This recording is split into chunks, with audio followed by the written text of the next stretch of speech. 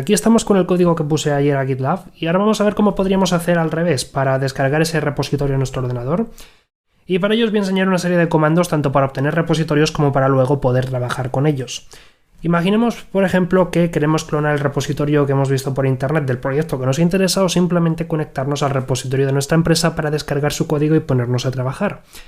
Probablemente no tenemos nada ahora mismo, por eso yo estoy en la carpeta de usuario. Vamos a ver en primer lugar cómo podríamos hacer para simplemente pedirle a Git que nos descargue ese repositorio.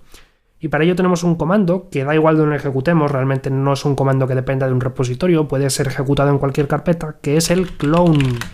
Y por medio del clone podemos clonar un repositorio. Todo lo que tendría que hacer es decirle la ubicación de mi repositorio, que no me acuerdo así que la voy a copiar, pero con eso, como vais a ver ahora, nos permitirá descargar directamente nuestro repositorio. Y ojo, cuando me refiero a clonar un repositorio, no me refiero a simplemente descargar lo que haya en la carpeta del repositorio. Desgraciadamente, salvo que lo cambiemos, por defecto Git lo que va a hacer es clonar todo el repositorio, es decir, va a descargar todos los objetos que hubiera. Básicamente, parte de que sea un sistema distribuido consiste en eso, en que cuando tú clonas un repositorio estás haciendo un clon de todo. De modo que incluso si ahora mismo se cayese GitLab, a mí me daría igual porque yo tengo el repositorio íntegro y completo en mi máquina. Y para que veáis cómo esto es cierto, a mí ahora se me habrá creado una carpeta llamada página cliente en mi ordenador. Todo lo que tengo que hacer es venirme a esta carpeta, ¿vale? Y como veis tengo todos mis archivos, pero esta carpeta es un repositorio, como veis aquí arriba en mi prompt. Si yo escribo git log, puedo ver todos los commits que se han hecho desde el principio de los tiempos. Y puedo hacer un git checkout incluso, y puedo ver cómo tengo todo realmente, o sea, tengo hasta el último commit. Entonces, efectivamente, clonar un repositorio es prácticamente hacer una copia completa del repositorio. No obstante, lo que nos interesa en cierto modo cuando clonamos un repositorio es ponernos a trabajar con él. Podemos evidentemente trabajar con él sin ningún problema, incluso podemos pushear código. ¿Por qué? Porque cuando creamos un repositorio clonado, automáticamente se nos asocia a un remoto, que no os vais a imaginar cuál es. Es el remoto que acabamos de configurar momentos antes. Eso es porque cuando tú clonas un repositorio se asocia, de modo que yo ya podría hacer un push a origin y podría tener el código listo.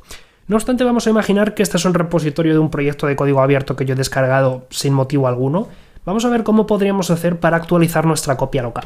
Por ejemplo, imaginemos que yo estoy trabajando como dueño del repositorio página cliente, hago una modificación, por ejemplo, modificación chula, la agrego y hago un commit. Y evidentemente la puseo. Lo importante es que tengo aquí ahora mismo mi modificación enviada en un commit que está en el remoto.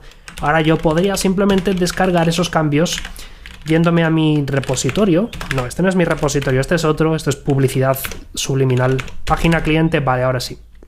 Yo podría ahora decirle a mi cliente Git: oye Git, ¿por qué no miras si hay commits nuevos en el repositorio en el que estaba trabajando? Y Git dirá: maravilloso, te lo hago. Entonces, para eso tenemos que utilizar un comando que es, adivinad cuál, el pull. Evidentemente, ya habíamos dicho que existía el push, pues su contraparte sería el pull, que pull básicamente sirve para pedirle que nos entregue código de un remoto. Yo le digo de qué remoto quiero obtener código y le digo qué rama es la que quiero actualizar. Y cuando le dé ese comando, después de que evidentemente me pida el nombre de usuario y la contraseña una vez más, porque es HTTPS, va a comprobar que ha habido una modificación en el repositorio y la va a descargar, ¿vale? Veis que descarga tanto master, origin master como la head que teníamos ahí, de modo que yo ahora si examino el repositorio, como veis, tengo mi modificación chula. Pero no solo eso, sino que como veis además se han aparecido otra serie de etiquetas, otra serie de punteros un poco extraños aquí en el log, origin master y origin head. Eso es porque realmente en Git los remotos no son más que un montón más de ramas. Me explico. Si ahora examino con branch el estado de mi repositorio, veis que tengo solamente master, pero si examino branch con todas sus ramas, veréis que han aparecido nuevas ramas. Ha aparecido una rama llamada remotes origin master y ha aparecido una rama llamada remotes origin head. Remotes es una serie de ramas que tienen que ver con los remotos. Después viene una barra, después viene el nombre del remoto al que estamos conectados, después viene otra barra y después el nombre de la rama remota. Si tuviese más remotos o si tuviese más ramas en un remoto, RRR, pues tendría más ramas apareciendo. Y este head es básicamente el simbolito que quiere decir que hay un head en el remoto. Y evidentemente el head en el remoto es master, que eso en algunos casos podemos configurar si queremos que la rama por defecto sea master, sea otra, y eso es básicamente a lo que va a apuntar.